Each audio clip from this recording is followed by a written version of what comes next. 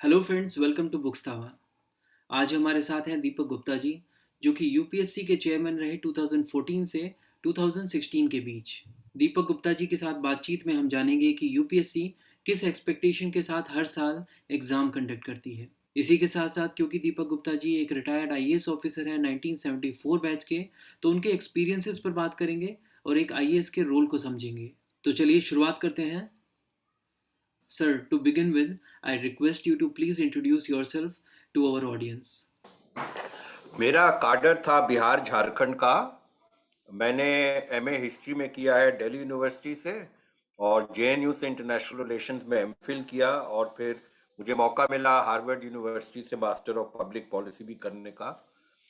मेरी service 39 years की थी और मैं 2011 में रिटायर किया एज सेक्रेटरी एमएनआरई, जहाँ पे हमने नेशनल सोलर मिशन लॉन्च किया था।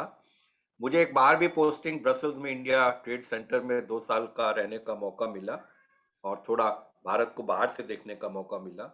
और मैं 1 साल WHO दिल्ली में ट्यूबरकुलोसिस के लिए एडवाइजर भी था।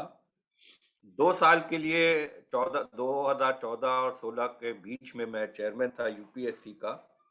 मैं रिटायरमेंट के बाद governance, health, energy, climate change जैसी इश्यूज के बारे में पढ़ता हूँ, लिखता हूँ और बोलता हूँ। मैंने कई किताबें लिखी हैं और मेरी जो आखिरी 2 किताबें हैं वो एक steel frame, history of the IAS, और जिस पे आज चर्चा होगी वो स्मॉल थिंग्स मैटर की टू गुड गवर्नेंस। जी। सर, जैसा कि आपने बताया कि आप यूपीएससी के चेयरमैन रहे हैं, तो एक जनरल पर्सपेक्टिव ये है यूपीएससी एस्पिरेंट्स के बीच में कि यूपीएससी जो है वो हर बार कैंडिडेट्स को और एस्पिरेंट्स को सरप्राइज करते रहता है। तो मैं जानना चाहता हूँ सर कि यूपीएससी किस तरह की क्वालिटीज ढूंढ रहा है एस्पायरिंग सिविल सर्वेंट्स में। अच्छा, आपके प्रश्न में दो दो प्रश्न है एक्चुअली। एक तो ये है कि कैंडिडेट्स को सरप्राइज करता है जी। और दूसरा है कि क्या क्वालिटीज हम लोग देखते हैं। जी। तो पहले दूसरे क्वेश्चन का जवाब। देखिए, आप यूपीएससी का प्रोस्पेक्टस में बहुत कुछ दिया रहता है कि वो क्या चीज देख रहे हैं। एग्जामिनेशन वगैरह से नॉलेज और ये सब की टेस्ट हो जाता है। उसके बाद छात्र या छात्राओं को तो देखने का मौका इंटरव्यू में ही मिलता है। तो आमतौर पे आप सोचेंगे ये हायर सिविल सर्विसेज है कंट्री की, तो आप क्या चीज देख सकते हैं।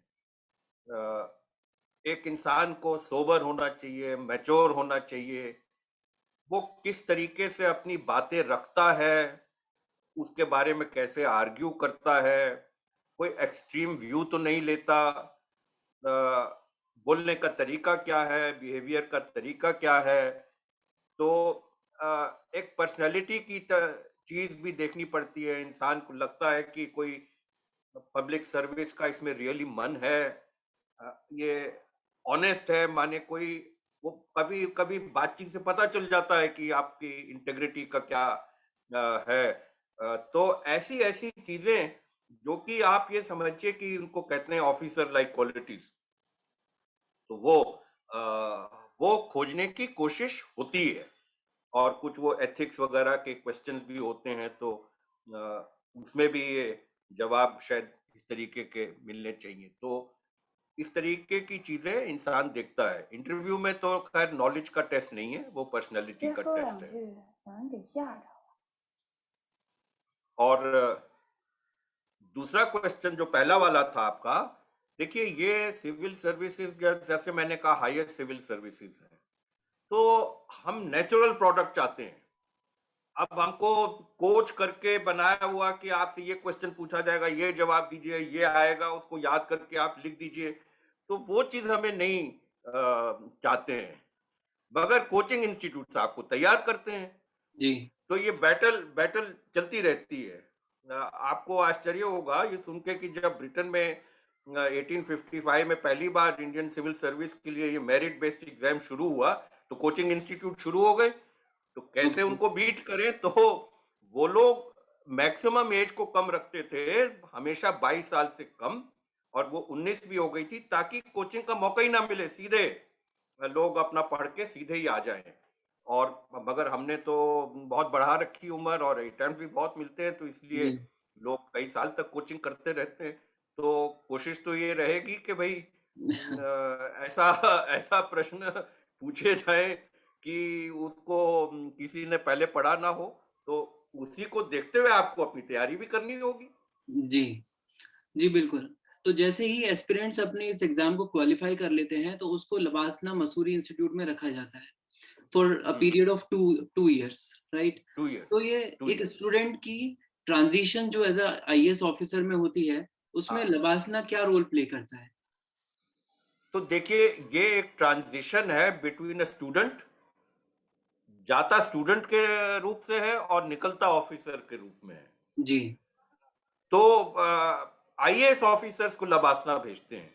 तो 2 साल में से 1 साल तो डिस्ट्रिक्ट ट्रेनिंग रहती है और पहले 9 महीने अकेडमी में रहते हैं और फिर 1 साल डिस्ट्रिक्ट में, उसके बाद 3 महीने फिर वापस अकेडमी जाते हैं। तो पहले 3 महीने में सारी सर्विसेज़ के लोग रहते हैं। उसका आइडिया ये है कि सारी सर्विस के लोग एक-दूसरे को जानें, मिलें, क्योंकि आगे जो काम करना होगा तो सब सर्विसेज़ के लोगों को आपस में मिल-जुल के काम करना होगा। और फिर हमारा प्रोफेशनल कोर्स शुरू होता है।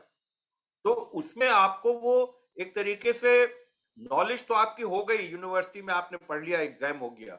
अब आपको जो चीज़ें इम्पोर्टेंट है ऑफिसर के लिए वो बताते हैं।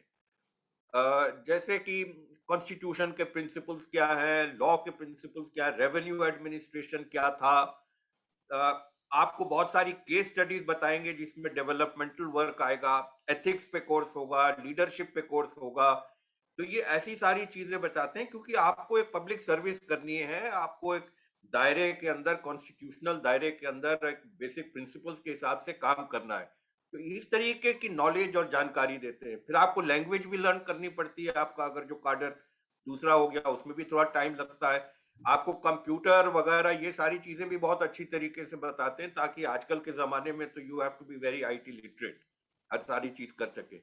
डिस्ट्रिक्ट में जब आप जाते हैं तो 1 साल बहुत सारी चीजें, आप आपका पहला 10-12 साल आप डिस्ट्रिक्ट में ही रहोगे, फील्ड में ही रहोगे। जी। तो डिस्ट्रिक्ट में सरकारी प्रोग्राम्स कैसे चल रहे हैं, लोगों की हालत क्या है, एग्रीकल्चर की क्या सिचुएशन है, रोड प्रोग्राम कैसे चल रहा है, लॉ एंड ऑर्डर क्या होता है, रियलिटी, ग्राउंड रियलिटी क्या है। अब पता नहीं, लोगों को ज्यादा जानकारी नहीं है कि एक्चुअली ग्राउंड में किस तरीके से एडमिनिस्ट्रेशन हो रहा है, क्या प्रॉब्लम्स हैं, क्या अपॉर्चुनिटीज हैं। तो एक सारा 1 साल में सबके साथ काम करके उनका देख के एक मौका मिलता है, आप अच्छी तरीके से समझ लें। और ये बहुत ही ज़रूरी, ये ट्रेनिंग का अंश है और इससे बहुत फ़ायदा होता है लोगों को। जी। और मैं समझता हूँ कि जब वो फिर और जब वापस आते हैं 3 महीने, तो वो लोग सब डिस्कस करते हैं, जो-जो एक्सपीरियंसेस डिस्ट्रिक्ट में हुए हैं, तमाम एक्सपीरियंसेस डिफरेंट डिफरेंट लोगों के डिफरेंट स्टेट्स में होते हैं। तो उनके बारे में डिस्कस करते हैं, हाँ, क्या समस्या देखी, क्या सुधार हो सकता है, कैसे इम्प्रूव किया जा सकता है, कैसे क्या-क्या किया जाए। तो एक फिर एक समझ लीजिए कि एक रेडीमेड ऑफिसर सीधा सब डिवीजन में हुँ, जाता है। वो कभी-कभी आप उसको रिकॉग्नाइज़ भी नहीं करेंगे कि जब वो अकेडमी में आया था और अब वो डिस्ट्रिक्ट में चला गया। जी। बदल जाता है। अच्छा सर, यहाँ पर मुझे ऐसा लगता है कि जैसे बाकी मतलब इन जनरल अगर हम किसी कंपनी की बात करें, तो वहाँ पर एक बार सिलेक्शन प्रोसेस के बाद एक ट्रेनिंग पीरियड होता है और ट्रेनिंग पीरियड के बाद कई बार ऐसा भी होता है कि कैंडिडेट को समझा जाता है कि ये कैंडिडेट जो है वो फुलफिल नहीं कर रहा है रिक्वायरमेंट और जनरली टर्मिनेट भी कर दिया जाता है।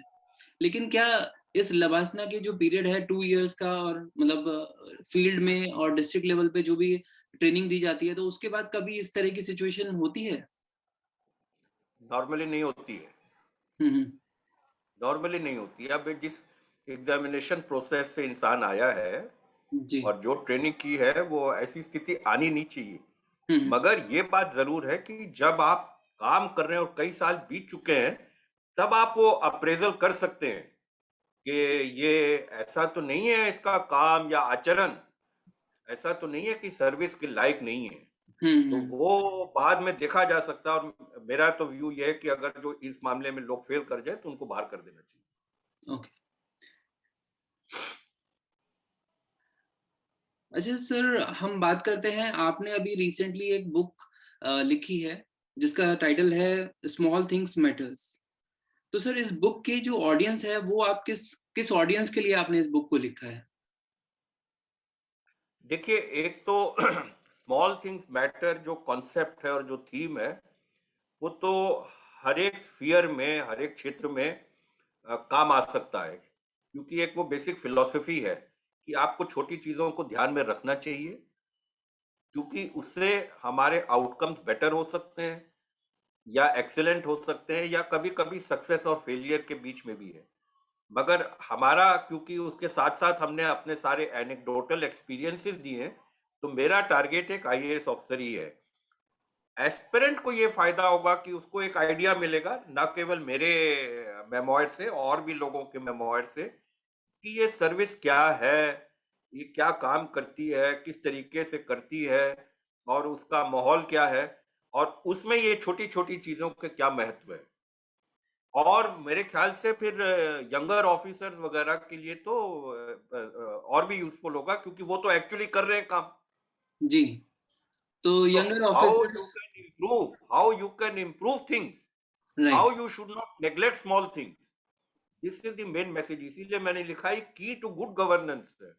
बहुत फ़र्क पड़ता है, हमको 80% नंबर मिले कि 50% नंबर मिले, इसमें फ़र्क पड़ सकता है अगर जो हम इन सब चीज़ों का ध्यान दें।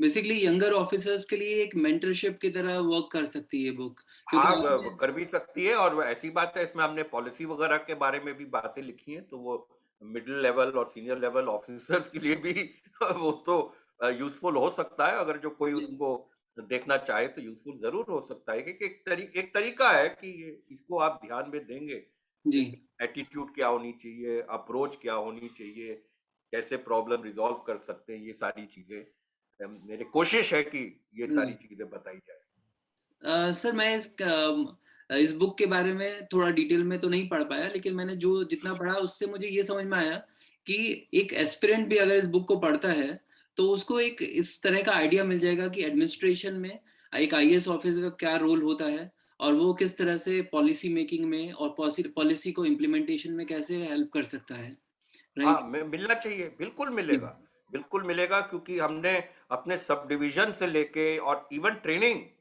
जी, सब डिवीज़न से लेके ट्रेनिंग पीरियड से लेके पूरे right up till I was secretary, तो तमाम डिफरेंट डिपार्टमेंट्स का डिफरेंट इश्यूज़ के बारे में इसमें चर्चा की है। जी। ओके।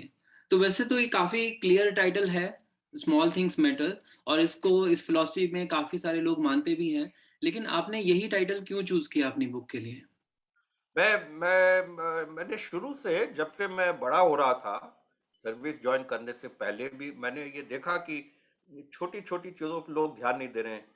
आपने किसी से कोई शब्द कह दिया, आपका किसी से बिहेवियर क्या हुआ, आप स्कूल में आपका रिज़ल्ट कैसे अच्छा हुआ, गेम्स में आप कैसे बेटर परफ़ॉर्म कर रहे थे, कि छोटी-छोटी चीज़ों से मैंने देखा कि फ़र्क पड़ता है। फिर अपना जैसे-जैसे मैं करियर में आगे बढ़ा तो यही चीज़ मैं देखता रहा।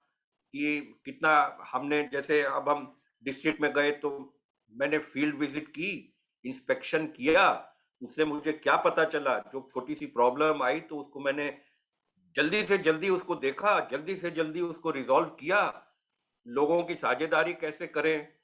तो ये सारी चीज़ें जो हैं और एक एटीट्यूड भी होनी चाहिए, मैं प्रॉब्लम सॉल्वर होना चाहिए, मुझे पॉज़िटिव होना चाहिए, मुझे काम करना है, मैं वेस्ट नहीं कर सकता, डिले नहीं होना चाहिए।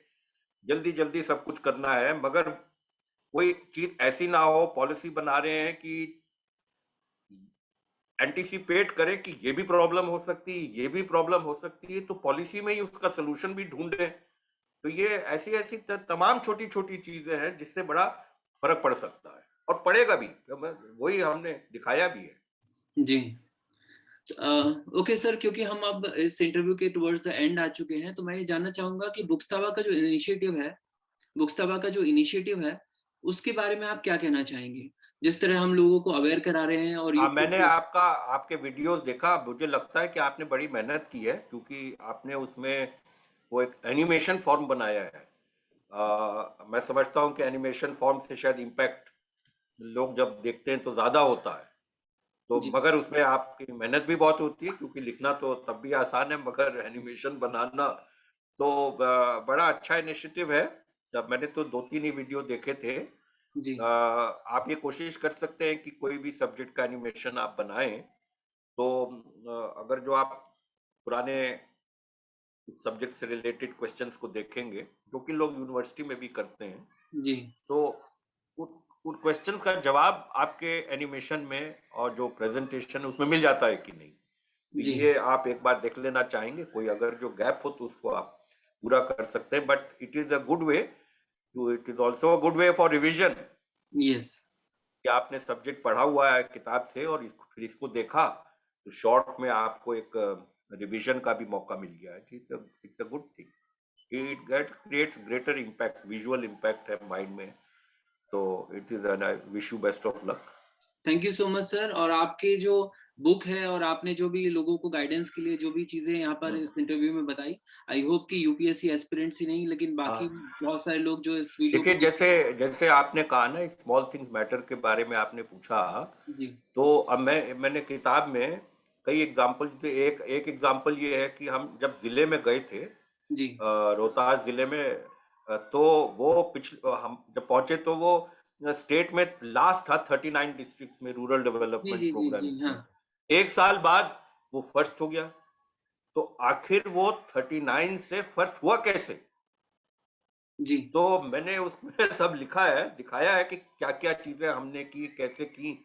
जी, और मुझे लगता है कि that is an example right, of how the difference was made. Yes, So, lot of difference can be made by different people at different places, if you proceed in this manner. Correct. Yes sir. तो उस incident के बारे में मैंने भी पढ़ा था sir. और हुँ। उसके बारे में आपकी बुक में भी काफ़ी डिटेल में मेंशन्ड है। तो आई वुड एक्सपेक्ट कि लोग इस बुक को पढ़ के उसके उन डिटेल्स के बारे में जब जानेंगे तो उनका एक प्रॉब्लम सॉल्विंग एटीट्यूड डेवलप होगा। तो दैट हाँ, विल मेरे हेल्प अ आप lot of let us people. Hope so, let us yes, hope so. या या थैंक यू सो हाँ, मच सर अपना टाइम देने के लिए हाँ, और लोगों को गाइड करने के लिए। आपकी गाइडेंस। Thank you. या thank you so much sir. हाँ, थैंक यू वेरी मच।